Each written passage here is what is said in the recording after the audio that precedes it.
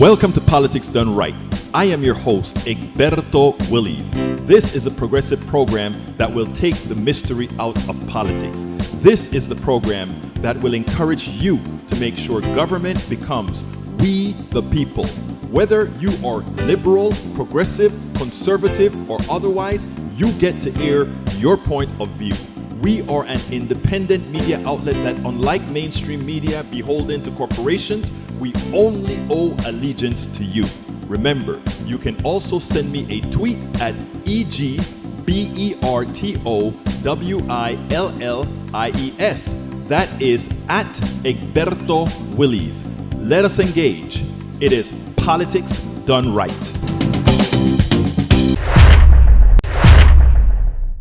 Well, folks, welcome to one more edition of Politics Done Right. I'm Egberto Willies, your host. Thank you so kindly for being part of the show. We are going to have, as usual, a great show for you today. How is everybody doing? I trust you are all doing just fine because you know what? We are together. Anyhow, Michael Rudnan, AVQ, what's wrong? Are you in a panic? Actually, no, sir, I know. We haven't had you with your daily postings for a long time. I guess you have been busy, so I think we owe it to you to read them all. So I'll do it with some speed reading. But thank you for being here, and thank you for what you do. Anyhow, my brother, but let's go ahead and make sure that I get everything up and running before I get started. And it seems like I've got it running, and I don't. I've got it running, and I don't. Bear with me as I get one last area solidified and ready to go. And that's going to be coming on right now on another network. We're there. All right. Okay, let's see who's in the house with us right now. Welcome aboard, Bridge MCP. Paul, you're great. You're great. Thank you. AVQ is in the house. Egberto, if you read that and you're not panicked, yep. How can you panic me, man? You guys are great. Robert Davenport, welcome aboard, says greeting progressives. May Wood is also in the house, and Brother Paul Fleming, who gave us a great interview 2 days ago. Thank you so kindly. It went over very well, both in the live, in the studio at KPFT, live audience. We're intrigued. I mean, with that, thank you so kindly. Bruce Pollard just made it in. He's in the house as well.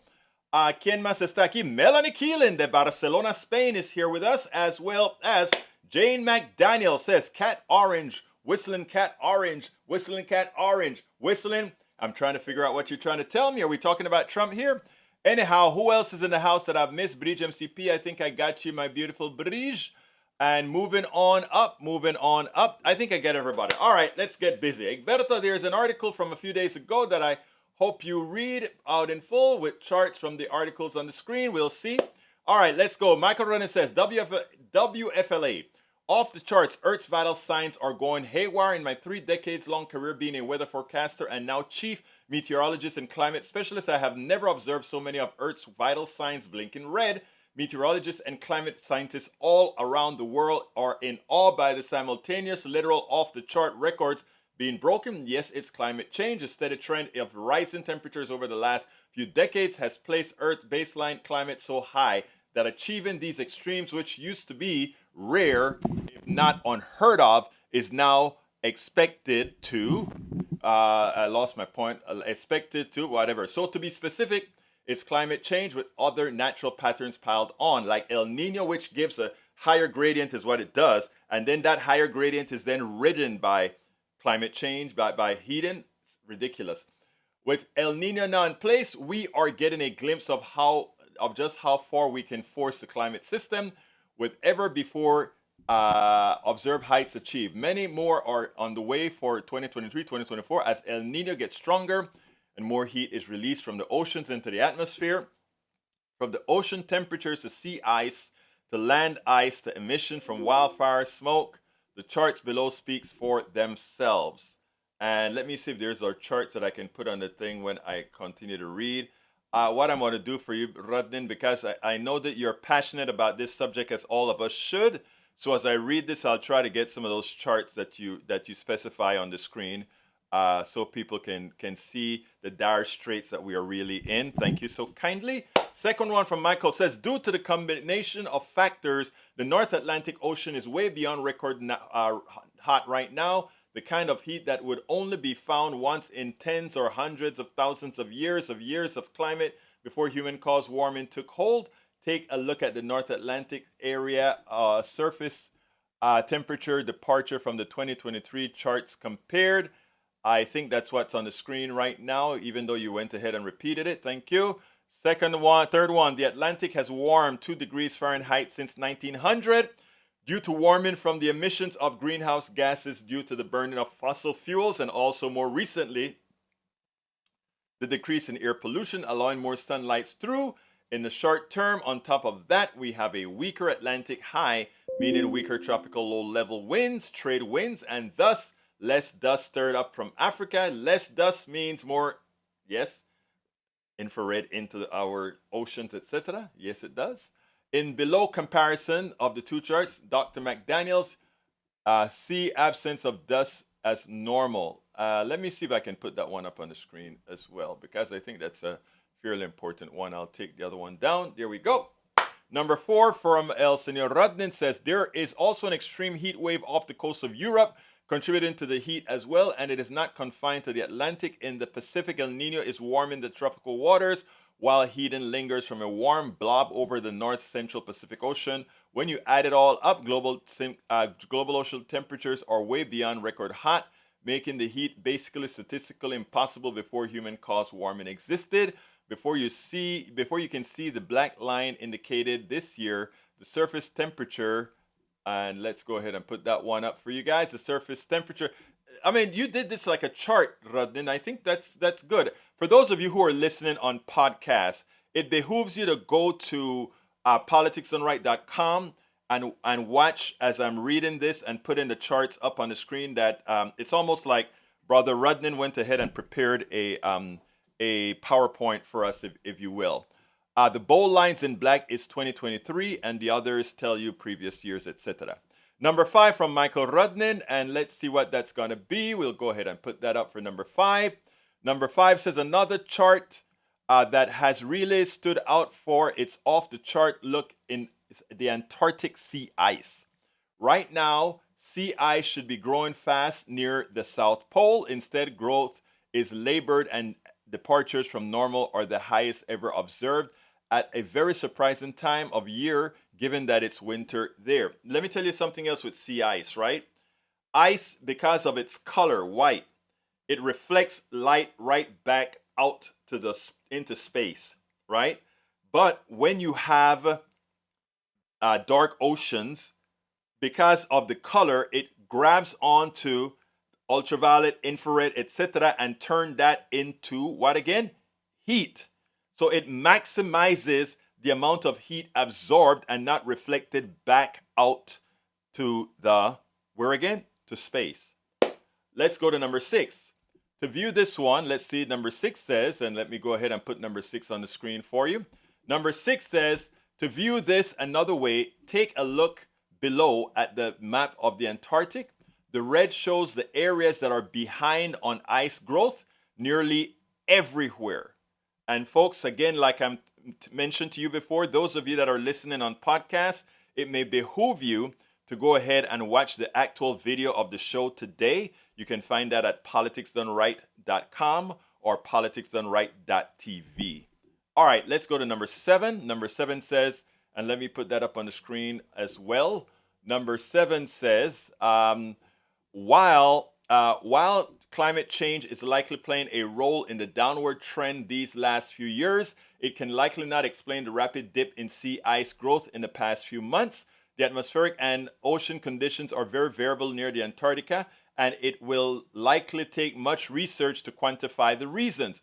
Over the long term, there are worrying signs at the bottom of the world, with a few new papers showing a large decline in the vital overturning circulation.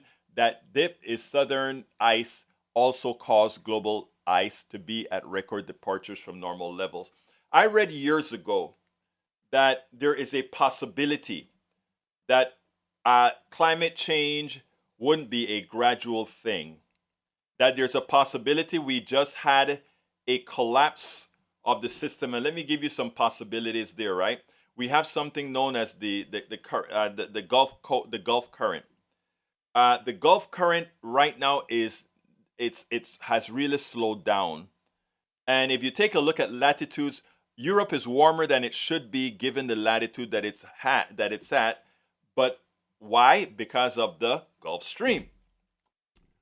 And as it turns out, this thing is slowing down. So we could really have a cataclysmic weather event that we don't understand, and that there are too many variables for us to have actively calculated. I mean, we have the supercomputing power to do that, but all the possibilities of things we don't know, like we know about the Gulf Stream, we know about other currents. What we don't know is probably certain sub currents that play a part that we could be completely oblivious to. We are really heading into very dangerous territory here. I'm glad that Brother Rudnan brought this up to us today. All right, let's go to number 8 from his presentation. Number 8 says, and let me get rid of some of these before we overtax the computer system here with all these graphics already up, and I want to make sure and clean some of that out. So let's go ahead and put number 8 up. Number 8 says, now let's move back to the Canadian wildfires. It's early in the fire season, but already Canada has experienced its worst wildfire season on record in terms of burning area, fire size, and intensity. As the climate warms, area dries, and fires spread more vigorously. This year, there has been a persistent heat dome for months across parts of Canada, which has led to less rain and warmer weather. The bold pink line is in 2023. And remember what I think it was our friend in Michigan, Tom. Tom was talking about a lot of the Canadian forests being eaten up by beetles and leaving a lot of dead plants to burn. We talk about burning fossil fuel. What do you think a forest burning is like? When you have that much burning, think about how many cars and fossil fuel burning that is equivalent to. And not only that, it gets a lot worse than that, right? Because it also means all that particulate is in there. Now, granted, some of that will cause less heating in the region, but in the aggregate, the damage is tremendous. All right, number 9. Number 9. What is number 9? Let's get to number 9, and I put that on the screen. Number 9 says, that has led to a record-setting amount of greenhouse emissions from Canadian wildfires.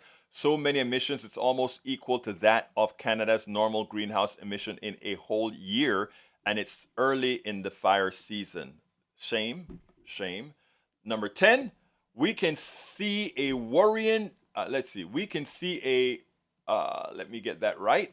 We can see a worrying sign from the fire emissions data that as we warm the earth, growing emissions from fires will counteract the deliberate emission reductions from governments which are aimed at reducing climate change. That's similar to what I just said. It's an irony. Lastly, let's discuss Greenland. Recently, the below image posted by Jason Box. That's on Greenland. Did I put that right thing up? Greenland. Yeah, there we go. Greenland.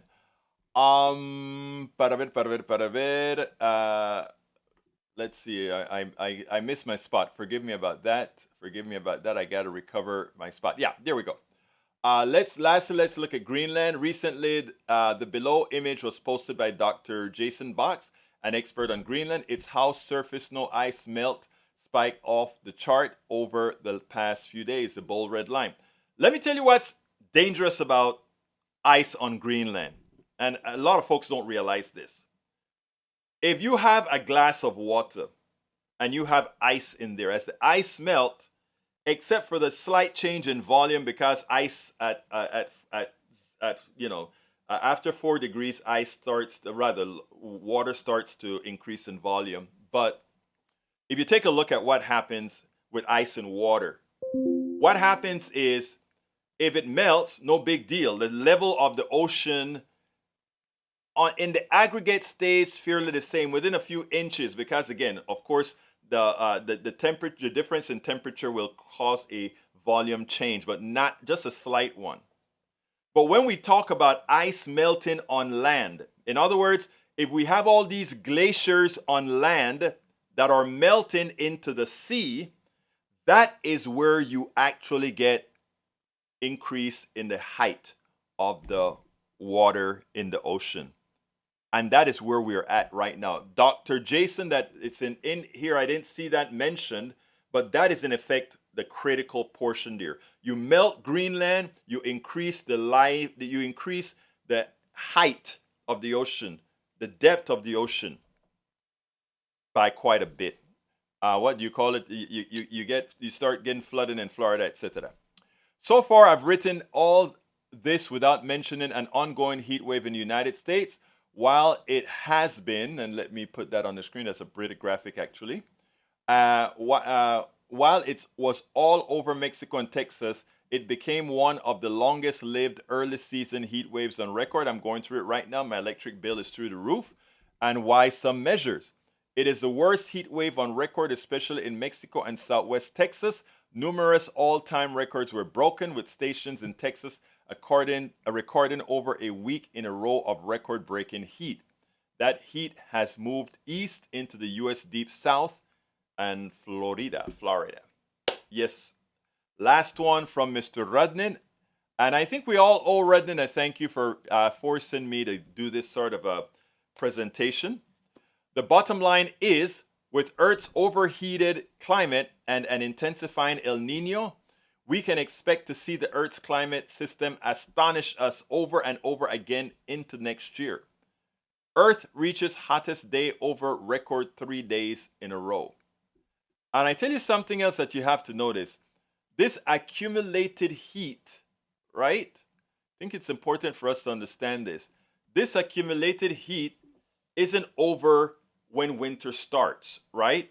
Because again, it has to be dissipated through infrared radiation and all these other forms. So, folks, our politicians, our climate change deniers, I think, owe us a big apology. Not only apology, many of them who know better should be thrown in jail. Because here's the deal. Exxon and all these corporations knew this long after. Look, the Earth goes through cycles of heat and cold, but it's done in a fairly organized manner, right? It's done over time that these things can be mitigated. I mean, if it's going to be a few feet of ocean rise over 1,000 years, it is something we can grow into. But what we have done in the way we are doing things, and because of the lack of honesty from too many, because of the psychological impact that misinformation have on our people, this is where we go. The problem is, after they've misinformed the population and caused them to do nothing for over 50 years, we've known this stuff. We could have mitigated all of this over 50 years. But, again, the right wing, the neoliberals, refused to do what was necessary to force our corporate state to do what was best for humanity. And here we are. Welcome aboard, Paul Fleming. Welcome aboard, Maywood. Robert Davenport, I think I saluted you already. Jane McDaniels as well. Let's see what else. Bruce says, we are sending cluster munitions to Ukraine. I have very bad feelings about that. Robert Davenport says, thanks for sharing your story, Mr. Paul Fleming. Yes. Robert Davenport says, prehistoric methane release from melting permafrost is a wild card that climate scientists did not factor in. We are all, I forgot to mention that, Davenport. What I talk about, our aggregate knowledge, our crowdsourcing here is a great thing.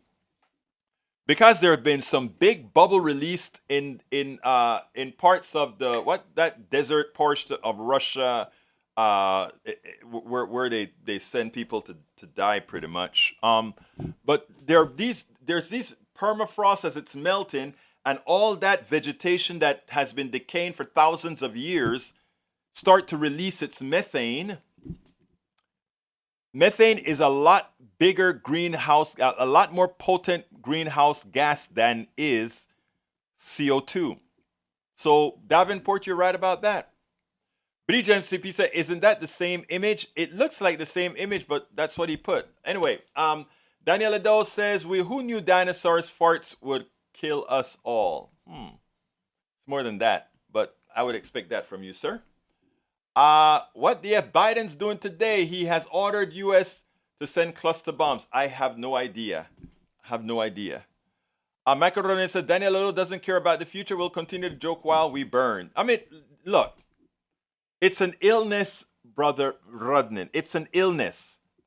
I had one caller on the show today that after I gave a full narrative, fact-based narrative on issues, where I also showed that I do care for all of us. It's not about left or right when it comes to care. And he was so focused on what he was programmed to say. It was hard to get him off the programming. But you know what? We keep working at it. We keep working at it, Rodney. We keep working at it. We never give up. And I'm telling you, never give up. Alistair says, hi, all the earth is on fire. We must show our mother love and respect. I agree. E2247 is talking about this, Mother Jones.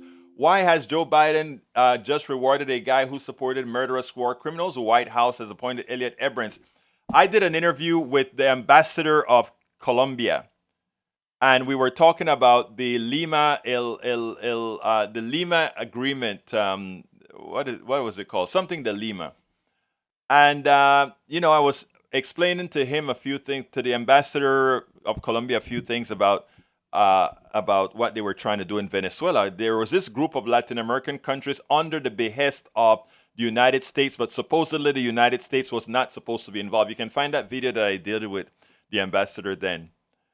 And he thought he was fooling me for a while. And I looked at him and I said, nope. Please tell me, who is the advisor from the American government with the Lima group? El Grupo de Lima is what it was called. Look it up. Grupo de Lima. Lima group. It's a group that was trying to overthrow the Venezuelan government. And finally, I said it was Dan Abrams, right? He's acquiesced. Yes, it was Dan Abrams. And I said, don't you know Dan Abrams is a war criminal? And he says, well, I can't say what he says because it was off the record. But suffice it to say, it's a disappointment that Biden would have Dan Abrams anywhere near his foreign policy. And it speaks to something I said about Obama. It speaks to something that I said about Bush 1, Bush 2, Reagan, and all of them. There is the president, and then there is the presidency. And the presidency is actually a conglomeration, not just of what the president knows or wants, but what the Secret Service, what the Foreign Relations and all these guys put together and massage together and then come out with. And the president stays like a lonely guy scared to go against much of what they have to say. It's why Obama continued droning and blowing people to smithereens, including innocent people. It is why Biden is bringing Abrams into the fold. It is why it is ridiculous, but you get it. All right. Carl Cox says pollution destroying planet, increased rise of sea level. True. We also have Biden ain't figured out Gitmo in 17 years, and now he puts Abrams as commissioner on public diplomacy. Another Biden idiocy operation for sure. Yes, it is. I agree with you 100%. Let's see what else we got here. Another frivolous lawsuit by Harris County against the state of Texas. Why my SB 7 is about performance, not politics. It's about politics. I'm not even going to bother the rest. It's definitely about politics. Eric Hayes says AOC wants to eat fake cow, lower the cow gas. Oh my God. You watch too much right-wing stuff, man. All right, let's see what else we got here. Wonder if Siberia is still cold. That's where I was talking about, Eric, Siberia. I couldn't remember the name. Siberia is what I was talking about. 3.9 degrees Celsius, is that what it is, the average increase? That's high. We were trying to keep it between 1.8 and 2.0. Alistair Waters says, saddens me that our current administration is doing with Ukraine. E2247. Yep. Robert Davenport says, sea level rise is the phrase you are looking for, Egberto. Exactly right. Sea level rise. Thank you, Robert Davenport. Michael Rodney says, Egberto, thanks for reading out my comments. I'm kind of panicked over this, seeing how our climate systems are unwinding out human control due to global warming. Let me tell you, don't panic. Panic doesn't solve anything. Same thing I tell my daughter when she's doing exams, etc. Don't panic. Do something. And you're doing it right now. I gave a presentation that you pretty much put together from one article. And the idea is that this is going to be seen by thousands of people who we hope turn on other thousands of people. You're doing what it takes, Rudnin, and all those who are not just sitting back, but informing. Because a lot of folks would not have read this stuff that you put out here. They wouldn't have even seen it. The mainstream media has no reason to talk about it for a few days and then forget about it till the next hurricane. Then they say, oh, climate change, it's cleaned up, and then it's all over. It's amazing how you guys just took over my show. I had stuff to talk about today. All right, say, Eric Hayes, Egberto, you need some China solar panels? You're being funny. Daniel Ado, the Texas heat wave is God's way of thinning out illegal immigrants. You know why I read that? Let me tell you why I read that. I wanted people to see the scope of your thinking, Ledo. You may think that's funny. Others looked at you through that statement, justifiably so. Bruce Pollard says, not just into next year, good coverage. Thank you, brother. Mary E. Martin, yes, in jail for sure. Yes, they should be in jail for having lied to Americans for so long. Let's see. Egberto, we had hot summers in the 80s. I came here in 1980 and had to endure a very hot summer. But again, this is where critical thinking comes into play, and what listening to the right would say, we've had hot summers before. Or like that foolish senator that says, here's an ice ball in the middle. I thought they said there was global warming. We look at things in the aggregate. We look at data. Unfortunately, that is what the right refuses to allow others to see. They hate critical thinking. They hate education. And that's why it's so difficult for many of us to get across to good, otherwise good people. All right, let's see. Bridge MCP says, speaking of weather, we have been in a heat wave and drought for almost 6 weeks. Well, the sky opened just now. Hail, thunder, wind, and flickering power might have to shut down. I hope we can keep on to you. We've had power shut down almost every day this week because it's so damn hot. The evaporation is causing the thunderstorms, but not enough water to replenish. Eric Hayes says, Robert sending cluster bombs. All right. Alistair Waters says, thanks for the presentation, Michael Rudnin.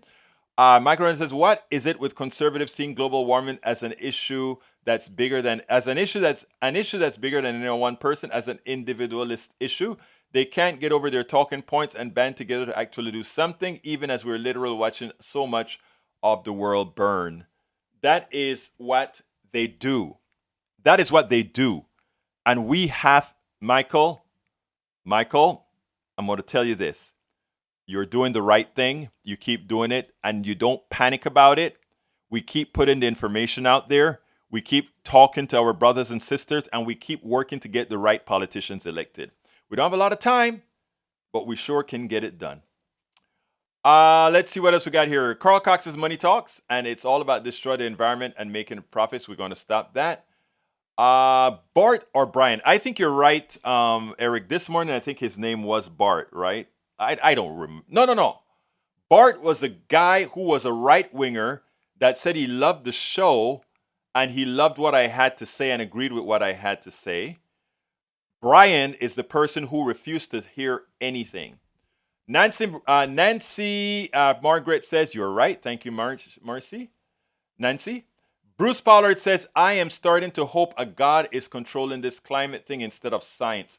Some people think God can change his mind and fix things. Well, I'm a humanist, and which means your statement is not mutually exclusive to my beliefs. My reality tells me that could be done if there was a God looking at this one tiny little blue planet over the billions upon billions of galaxies, not planets, not stars. The billions of galaxies that comprise billions of stars. If I thought there was a God that specifically are looking down at us and saying, I'm going to save you from yourself, that would give me a good feeling. Unfortunately, I think there's just too much out there, and maybe a one God is all encompassing. I don't know. That's beyond my pay grade. I hope somebody is looking after us, but I think until somebody else looks after us, I think we have to look after ourselves. And that means extricating the dumb leaders and putting folks who allow people to do what they do best. And that is learn. Learn. Critical thinking, right? Critical thinking, critical thinking. Mary E. Martin says the ecology movement started in the 60s and 70s. We tried so hard to focus the world's attention. Yes, Mary. Yes, Mary. Yes, Mary. You are so right. But we still have a lot more work to do, Mary. We can't ever, ever give up. Have a generator? Yes, I do. I got one. Actually, I have two generators. One that lasted 13 continuous days when I was out of power after hurricane. I don't remember the name of it. Robert Davenport says, there is an estimated 200 times methane in permafrost than there is in the atmosphere right now. I fear it is too late. We are past the tipping point, and the math is terrifying. Extinction level event is looming. That's not very reassuring. I hope that you're wrong, Robert. I sure hope you're wrong. I don't know that you are, but I hope that you're wrong. Michael Rodden says, Mary, I participated in 2014 People's Climate March that drew 400,000 people in New York City, perhaps the largest single such event in American history, but politicians wasted a decade not doing nearly enough afterwards. It's amazing these grown people we had respect for at one part. Just shows how weak they are. Sad, but true. Let's see, Egberto, you need a snort see from the dudes at the White Drug House. I don't know what... Oh boy. You guys are, well, anyway, let me continue. I just saw your, Nancy says, not replying to Bruce, I just saw your profile right now, and honestly, you're looking really good, and I love to connect with you and get to know you more. So Bruce, it seems like you got a connection made here. Michael Rudnin says, current Siberian heating is unprecedented during the past 7 millennia. Ouch, and ouch, and ouch. Paul Fleming says, it's impossible, burgers are great. Mike Olson, can you swim? Don't panic. Oh, Mike, that joke is a bad joke, okay? Nancy Margaret says, yeah, you can add me into your mind. Mike Olson, we're not even breaking heat records. Let's see, Egberto, panic is appropriate for what's going on. It's doomerism that does nothing to perpetuate corporate power and pollution. Contact your local reps, get organized, and your political rallies. Go to your political rallies, donate to conservationist organizations, switch to a green ESCO, and get others to do the same. Eat beef less frequently and get others to do the same. That's what I'm talking about. Doing something proactive. Proactive. And by the way, in the process, support organizations like Politics and Right that's trying to do good by society. Daniel Edo says, so seriously, y'all need to panic and panic hard. We're all going to die from global warming, and soon panic is just appropriate. It is necessary. Oh, Lord. Nancy Margaret says, we are all hoping God could take control. Mike Olson says, Almanac shows records. Today's high, fake hysteria. Wow. Okay. Mike Olson, you think it's fake hysteria? I don't think so. Now the GOP wants to take on Barbie. You can't make this stuff up. You can't make this stuff up. You can't. You can't make it up. All right. Let's see what else we got here to read before I go to the first video. Mike Olson says, Bruce says, you get my point. We have to take care of this. Yes. Mike Olson says, think modernization of third worlders helps. Please, people who used to walk or ride donkeys once here add more waste and pollution via consumption. But still, with all the rest of the world, we and China still do the most, right? No, we could do this stuff in a better way. In a better way. All right, let's continue. Bruce says the sun's activity is a way different problem. Yeah, the sunspots, etc. Mayor Martin says, so absolutely correct, Egberto. Thank you for reminding us to never give up. We must never, ever, ever, ever give up. All right. I am going to go to our first video of the day. And let's see, it's 3:37. I'm going to do the first video real quickly. And then I'm going to immediately do the second video because I have a narrative that I want to talk about there. So so here we go. Okay, if Nancy's a troll, then you know what to do, Bridge. Let's go ahead and play the first video. And that is Donald Trump for the main election is in trouble. Let's see. The president was quick to praise the latest jobs report from the Labor Department earlier today, saying, quote, "This is Bidenomics in action." Unemployment dropped to 3.6 in June, nearly its lowest level in years. The U.S. economy added 200. Actually, that's... We've got some new polling this morning that shows most Americans think Donald Trump's federal trial should take place well before the 2024 general election. The latest survey from Politico magazine and Ipsos, 62% of Americans say the former president should be tried before next November's contest. And a slightly smaller majority says the trial should even be held before the Republican primaries begin early next year.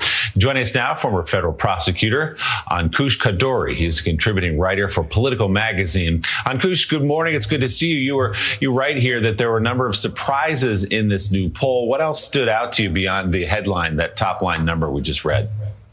Well, I certainly found that number to be the most interesting, including because it has some practical relevance to the proceeding here. As I noted in the piece, the right to a speedy trial is not just a right for the defendant, it's a right that belongs to the public as well. So the public's interest in this subject, I think, ought to be relevant. The most surprising figures to me, though, were on what impact the pending charges, including the pending federal charges, have on people's preferences for Trump. And in particular, there's obviously been a pretty robust narrative on the part of Trump and his allies indicating that the indictments are helping him. They're, improving the intensity of his support. And certainly that we've seen his standing improve over time in the polls of GOP primary voters. But a lot has happened over that same period. And the numbers on specifically this question of how do these charges influence your vote seem to suggest that among GOP primary voters or Republicans that it might be a wash, that about half people say the charges don't have an effect. About a quarter say it actually improves our view of Trump or our likelihood of supporting him, and a roughly comparable number say it decreases their likelihood to support Trump. And so I thought that was a very interesting figure that maybe adds some color to a narrative that I think has been lacking a little bit of data. Ankush, what about other voters, though? I mean, I think this is typical for Donald Trump that this sort of when he seems to be under attack, that cements Republicans more to him. But does it detach other independents? Does it detach other voters who might question, say, a federal conviction on felony charges? It does. And not only do the pending charges adversely affect him among people who identify as independents, but not surprisingly, if there were a conviction, that would also even further deplete his support among that group. And I share your view. I mean, a lot of the narrative around this area, even when Trump was in office, he used to just tout his poll numbers among Republicans. But of course, what is actually interesting is how the public across the whole entire voter or American public base actually thinks about him. And I don't think, just looking at these numbers and looking at history, we learned from 2020 that he cannot win a national election with only Republicans, right? He needs some significant proportion of independents to pull over. And these numbers suggest that, at least to me, that how they influence independents, the pending charges and a potential conviction, could eventually actually turn an election against him. We spend a lot. So as you can see, as it turns out, whereas Trump was right when he said, indict me. He doesn't really mean it, but indict me because my poll numbers are just going to go up. He's right. Only for MAGA. Only for MAGA. And what this actually shows is also for rank and file Republicans and independents, his numbers are down. And forget about where Biden stands. Right now everybody loves hating on Biden. And the reason Biden numbers are as low as they are is that even Democrats are hating on Biden, right? But when it comes to an election in 2024, even though you'd hear me talk about about Trump can win, I still mean it. If people take for granted and don't show up to vote, Trump will win because not the popular vote, but he will win because of Wisconsin, Arizona, Georgia, and Pennsylvania, and maybe there's a couple others. So he could still win with a huge. We could have twice the popular vote lead, over 7 million, and Trump could still win if we don't do what needs to be done. But as far as, let's say, people other than MAGA really caring about Trump, that's all that there is. And it's important for us to understand that, and it's important for us to also act accordingly. It's important for us to campaign accordingly, lest you know what's lead. Rodnan asked me to put this last one on, which it talks about even as sun activity is going down, which many people like to blame the sun activity for causing the heat wave or whatever. He shows it's going down, which probably proves that it's carbon dioxide that's responsible for the heating. But I'm going to put more than carbon dioxide because methane, as Brother Davenport has indicated, is really going through the roof as well. So let's be cognizant of that.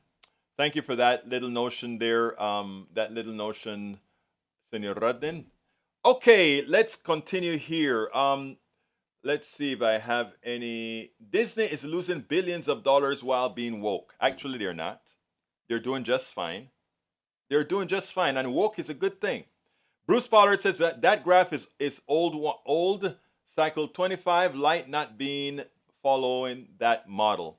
I hadn't seen 25, so if you can find it, you may want to throw that up here, Bruce, and I'll be happy to put that on as well.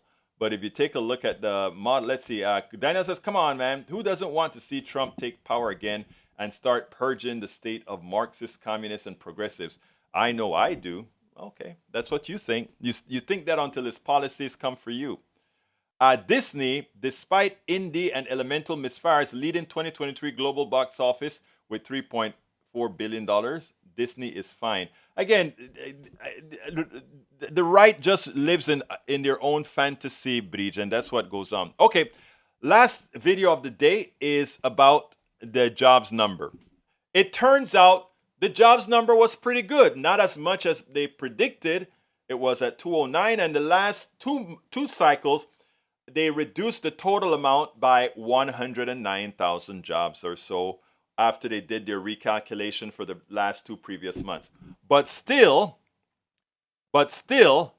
it is still going through the roof, employment, right? Now, what has happened as well is as we've gotten more employment, for a change, wages have started to increase as well. So here we go. I want to play this for you, and then we'll take it on the other side.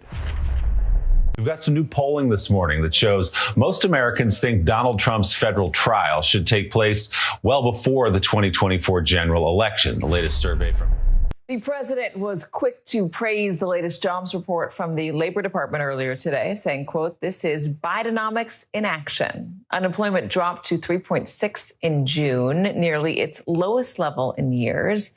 The U.S. economy added 209,000 jobs, fewer than expected. So what does that mean for interest rates? Joining me now is NBC News business and data reporter Brian Chung. So fewer than expected. Does that mean that we will not see another rate hike coming? Yeah, Wall Street economists were expecting somewhere closer to 240,000. So 209,000 did come in shorter than estimates. And I want to walk you through the numbers before we get to what the Federal Reserve might do in response to it. Again, slower pace than the May 300,000 clip that we saw in the month prior. But again, as you mentioned, the unemployment rate at 3.6%, still historically low. We saw a lot of the job gains specifically in leisure and hospitality, professional and business services. But we did see contraction in retail trade. Think of jobs at the mall falling by about 11,000 in the month. But what the Federal Reserve is going to be watching watching for is this figure right here. This is wage growth. How much did wages increase between June of this year and June of last year? It rose by 4.4%. That's a faster pace than the 4.3% we saw in the May to May period prior. And because of that, the Federal Reserve might be asking, well, might employers pass on these higher costs to Americans, which could keep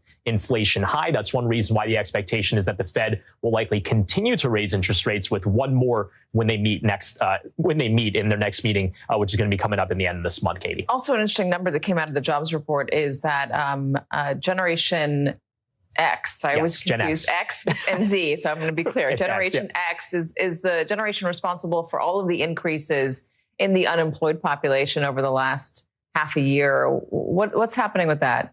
Yeah, well, what's interesting is that, baby boomers have been retiring, but it seems like Gen X has also been accounting for a lot of the increase as well. Politico reporting that. But interestingly, there are certain demographics that have been kind of not beneficiaries of the broad job gain increases. For example, the black unemployment rate actually ticked up to 6%. That is almost double the 3.6 national average. So that's something we're going to have to watch in the coming months as well, Katie.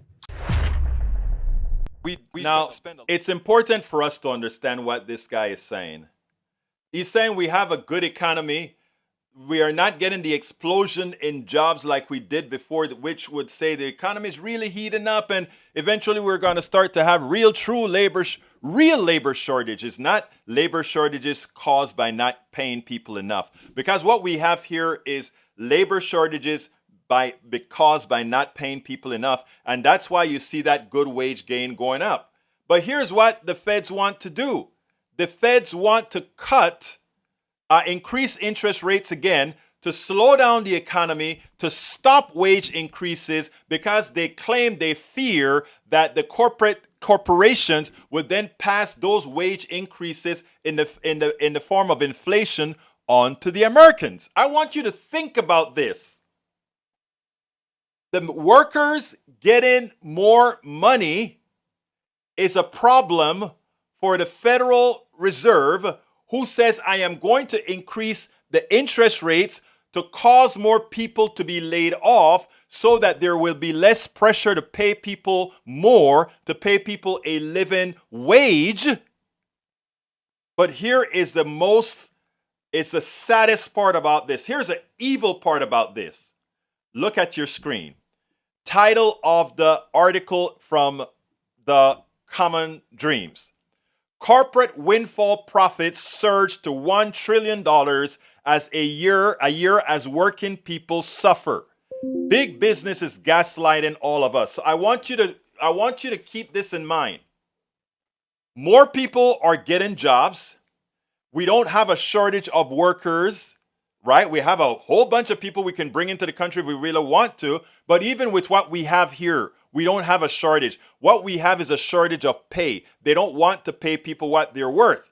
And what the feds are saying is it would be inflationary if we don't get more people laid off, so that we don't have a job market demanding more pay. Okay, hold on. So they want the working class to pay the penalty for asking for higher wages, which they're fearful the corporate state will pass on as to the people as inflation. But look at the title. Corporate windfall profits. An analysis released Thursday shows that 722 of the world's top corporations made combined windfall profits of $1 trillion per year in 2021 and 2022, each year over $1 trillion. As people across the planet struggle to meet basic needs due to the price hikes that businesses have used to pad their bottom lines. The humanitarian group Oxfam and Action found that the companies raked a $1.09 trillion in windfall profit, and windfall profit is defined as profits over and above what your normal profit range used to be. What your normal profit used to be, they've made $1 trillion above what that used to be. And let's ask the question, what is that $1 trillion? Where did that money come from? That money didn't come from them being more productive. That money didn't come from them building something new, because corporate guys build nothing. Shareholders build nothing. They are simply parasites who work off of you. So now they decided They were going to raise the rates of everything, irrespective of whether it should or should not. They raised the rate of bread, wheat, everything. Not the farmers didn't get paid more. The farmers got the same money. The distributors, the people who control capitalism, made it all. That $1 trillion, that's who it went to. So therefore, the inflation was caused by these corporate goons. And the Fed Reserve, after having a good jobs report that says more people are working, more people are getting jobs, and the wages are increasing ever so slightly. And in order to mitigate not getting these wage increases, the feds want to throw us into a recession. To prevent the corporate guys from having to pass along the extra money that the working class deserves, the working class earned.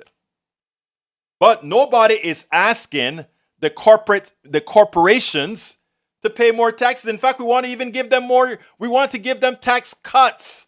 They're increasing our prices, and for increasing our prices and getting more money, we want to reward them with more tax cuts. To my brothers and sisters on the right, what part of that do you see as equitable or fair? How can you massage within your minds to defend the evil from within the corporate state? Again, that's an 89% increase in total profits compared to the average between 2017 and 2020, according to the Oxfam and Action Aid's analysis of Forbes Global 2000 ranking of the world's largest companies, a major windfall during a period in which extreme poverty and hunger surged. The two groups found that 45 energy corporations made an average of $237 billion a year in windfall profits, meaning above and beyond what they would have profited anyway, while food and beverage corporations, banks, big pharma, and major retailers also cashed in on the cost of living crisis that has seen more than 250 million people in 58 countries hit by acute food insecurity in 2022. So these criminals, these legal criminals, have decided that they will just take the money, they will just charge. That mother that had to drive to work, her gasoline bill doubled just because they could. They didn't have to go ahead and hold you up with a gun. They didn't have to break into your home. Our economic system gives them the right to simply steal from you. That's the design of the economic system. And for those who are there to protect it and say, oh, this is the best system, this is the way it has to be, there are better ways. There are better ways. The windfall profits of leading food and beverage companies in 2021 and 2022 would be enough to cover the $6.4 billion funding gap needed to deliver life-saving food assistance in East Africa, a more than twice over Oxfam and Action Aid noted. People are sick and tired of corporate greed, Amitabh Behar, Oxfam's interim executive director, said in a statement. It's obscene that corporations have raked in billions of dollars in extraordinary windfall profits while people everywhere are struggling to afford enough food or basics like medicine and heating. But the obscene portion is in as much as they're making all this profit, windfall profits, they are still saying we want tax cuts. So they're hurting the people by having people spend more of their money to them, giving it to them, legal robbery. And at the same time, they're saying, and we don't want to pay taxes for this windfall that we were just lucky to get because we created inflation. And then our Federal Reserve want we, the people, to pay higher interest rates to slow down the economy because of these thugs who decide to rip us off. And we have a bunch of folks coddling, folks who don't have a pot to do you know what in, coddling these corporatists who are ripping us off royally? Whatever happened to critical thinking? And that is why you hear DeSantis and all these guys talk about woke. They don't want you to be woke. They don't want you to be intelligent. They want you to remain dumb. They want you to be able to say things like Biden inflation is Bidenomics and not listen. I gave a full explanation of where inflation came from. I gave a full explanation. And Eric Hayes is still saying Biden inflation is Bidenomics. What's the thought process? What's the critical thinking? The evidence is there. And that tells you a lot. It tells you a lot. Anyway, so folks, we know what we have to do. We have to de-elect all of those who are responsible for allowing corporations to do what they've done. And we need to threaten price controls yesterday if these guys don't stop. And if they decide, well, if you try price controls, we are going to reduce production, we nationalize then. We don't allow the corporate thugs to control the livelihoods, the existence of America. People would always try to come, well, if you tell the private sector what to do, they would just stop doing. And then we just, okay, if they stop doing, then we'll do. We can do it a lot more efficient because we don't have to satisfy the shareholders. So if they want to penalize the American citizenry, we can penalize them because they need us more than we need them. Remember that. They don't exist without us. We have to start exerting our own power. And our power is a lot more powerful than theirs. Don't ever forget that. Bruce came out with a thing I believe to put on the screen. A double punch of solar storms could smash into Earth and spark widespread auroras this week. When was that printed? 2 days ago. That should be interesting. Thank you for bringing that out into the fold, Bruce Pollard. Now, you did mention something about energy, Bruce, and about when you said it didn't have much to do about global warming, but actually it does. If you put in more energy, if more energy is staying in the earth, meaning in the waters, in the soil, in everywhere, that aggregate accumulation of heat is the aggregate accumulation of heat is equivalent to a temperature rise. Now, of course, we know that there's what we call something that's anabolic, where you can put heat into certain substances for a long time and the temperature stays the same as it transitions states. I forgot what it's called, but anyway, and I think in a lot of ways we're reaching in many parts of the world that point where we're getting the absorption of energy and eventually it just explodes out, right? Because you get a change in states, right? But anyhow, that is for another science class. Anyhow, Egberto Deneledo has zero fealty to the Constitution. He would scrap it to create. Wait, I have fealty just to my American brothers and my brothers and sisters around the world. Actually, not only Americans but everywhere. I don't owe anything to a piece of paper. I owe everything to my fellow brothers and sisters. Egberto, you're talking about the Earth's energy balance, and the Earth energy balance is thrown off by excess carbon in the atmosphere, trapping the heat. Exactly.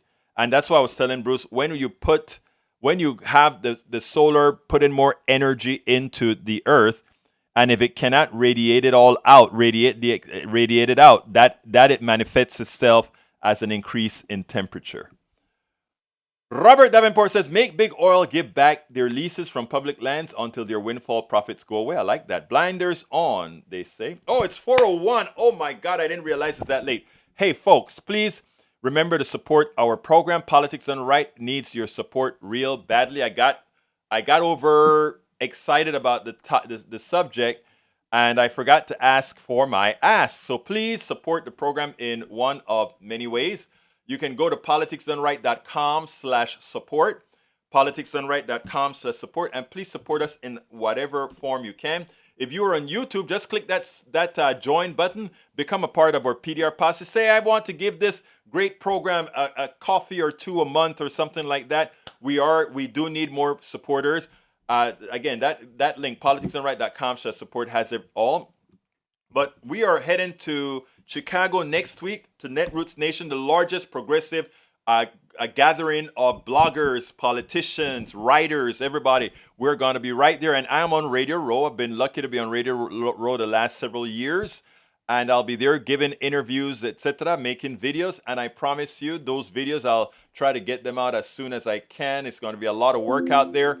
But at the same time, I'm asking for you to support it by going to politicsdoneright.com/NN23, politicsdoneright.com/NN23. Please support us going on this trip. You know, look, it's on the credit card. Need to pay that off. I hope that you guys can go ahead and let's help do this. Your name will be listed as a supporter and producer of all these interviews that I'm doing. And I hope to do anywhere between 25 and 50, likely closer to 50, because I pull people in, get them to talk what they're talking about. We do need to get this done. We do need to get this done. So I ask you so kindly, click that, become a sponsor. We have all kinds of perks that we do to try to get you to support our trip to Chicago. We have many people who have already given.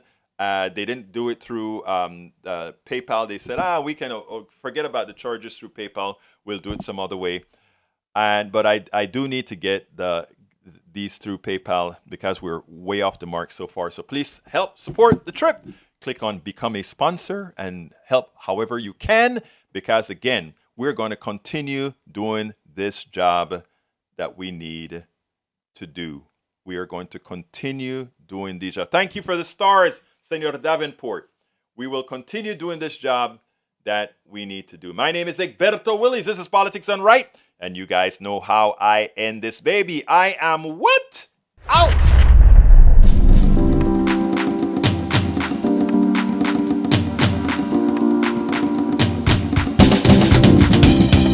Welcome to Politics Done Right. I am your host, Egberto Willies. This is a progressive program that will take the mystery out of politics. This is the program that will encourage you to make sure government becomes we the people. Whether you are liberal, progressive, conservative, or otherwise, you get to hear your point of view. We are an independent media outlet that, unlike mainstream media holding corporations, we own allegiance to you. Remember, you can also send me a tweet at EGBERTOWILLIES. That is at Egberto Willies. Let us engage. It is Politics Done Right.